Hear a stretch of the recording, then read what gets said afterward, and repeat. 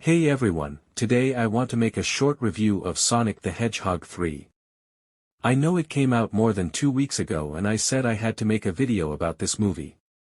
Sonic 3 was a movie that I've been waiting for since I saw the post-credit scenes from the second movie.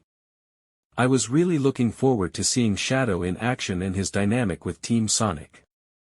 I was also surprised when Gerald Robotnik appeared in the trailer. Of the all three Sonic movies, I said that this one is really worth going to the theater to see. I went to the early premiere of the movie on December 21st because in my country the official premiere was on the 27th.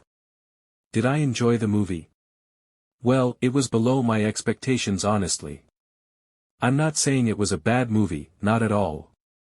It's just that I had too high expectations I guess. I had the feeling that it would have a slightly more serious tone than the other two movies, because of the focus on characters like Shadow, Maria and Gerald Robotnik. In reality, there were quite a few moments that seemed a bit goofy and funny to me. The story was good, especially if you are not familiar with the characters. But in my opinion, the story is a bit too modified in the movie. If you think you are going to see a Sonic Adventure 2 directly transformed into a movie version, well, honestly those moments in the trailer that refer to Sonic Adventure 2 are more of an aesthetic. The context in which they are used has a different feel than the original story, it seems weaker but still keeps the essence, the story of the friendship between Shadow and Maria which is Shadow's motivation in a way. I say in a way because he is also influenced by Gerald to be angry at people rather than his own decisions. Shadow seemed different to me from all his previous interpretations. From his origin story, to his personality and power. In the movie, Shadow appears from a meteorite that crashed on Earth.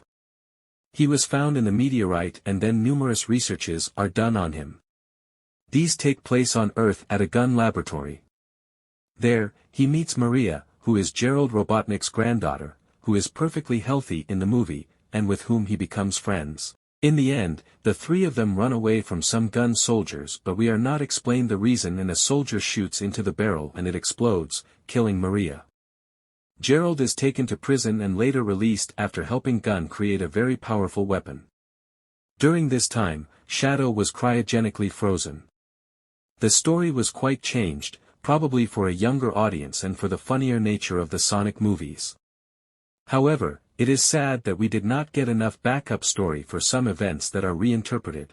Jim Carrey did also a great job playing two characters as Eggman and Gerald, especially since although the characters are similar, they are also quite different. Finally we were able to see the darker side of Gerald Robotnik live. Shadow's personality is also different. Here he is shown not to be so evil, but it is seen that he is very wounded, compared to other interpretations like Sonic X, where Shadow had a more evil nature than wounded. In the movie, Shadow does not even intend to destroy the world at first but is manipulated by Gerald. Another thing that really bothered me was the scene with Super Sonic knocking Shadow down and almost killing him.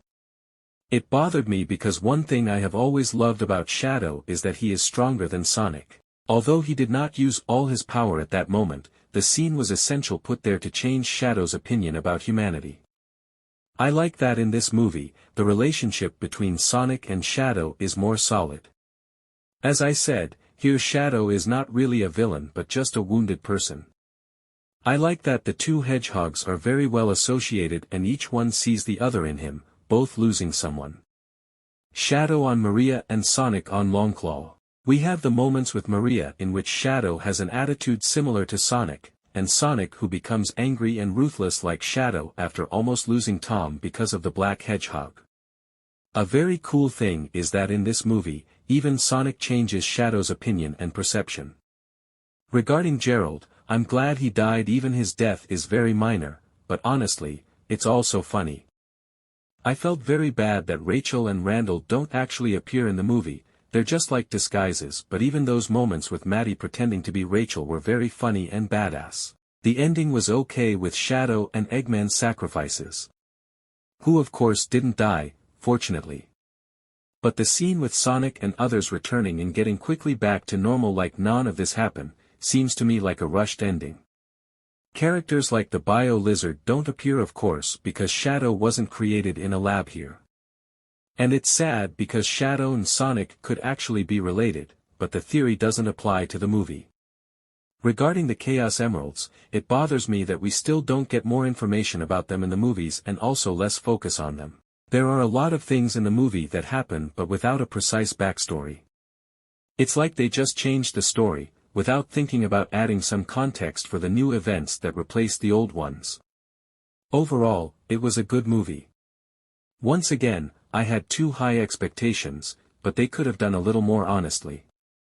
Sonic 2 seems to me to have more diversity, adventures and good locations. But Sonic 3 is based on a story about Shadow, who I found adorable, being more humanized than in any other series, so I say it was a good movie to portray him, which is worth watching. But without huge expectations if you saw other interpretations. And honestly, yes. The original story was better, but I still love the moment with Sonic changing Shadow compared to the other interpretations where Sonic didn't do it himself. I'll talk about the post-credits in another video.